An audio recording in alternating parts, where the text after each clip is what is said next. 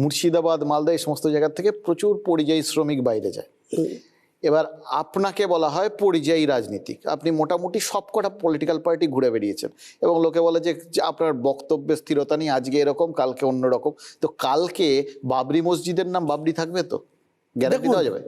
দেখুন, একটা কথা বলি, আপনি যেটা আমাকে আখ্যা দিচ্ছেন, যে অনেকেই আখ্যা দিচ্ছে যে আমার কোনো স্থিরতা নেই বা কোনো পলিটিক্যাল পার্টির অনেক পার্টি ঘুরে এসছে। আজকে বাংলার রাজনীতিতে মমতা ব্যানার্জির কি একক সিদ্ধান্তে থাকতে পেরেছেন? কখনো কংগ্রেসের সঙ্গে বিশ্বাসঘাতকতা করে সেই কংগ্রেস থেকে বেরিয়ে এসে কংগ্রেসকে বি টিম বলে তরমুজ আখ্যা দিয়ে তিনি তৃণমূল জন্ম দিয়েছেন 1998 সালে। 2001 সালে সেই কংগ্রেসের সঙ্গে জোট করেছেন, আবার কংগ্রেসের সঙ্গে জোট করে ফলপ্রসূ কিছু হয়নি, আবার তিনি অটল বিহারী বাজপেয়ীর এনডিএতে হাত ধরেছেন, সেখানে রেলমন্ত্রী হয়েছেন, আবার সেখান থেকে সরে এসে আজকে সব থেকে বেশি বিজেপি বিরোধিতা মুখে দেখাচ্ছেন।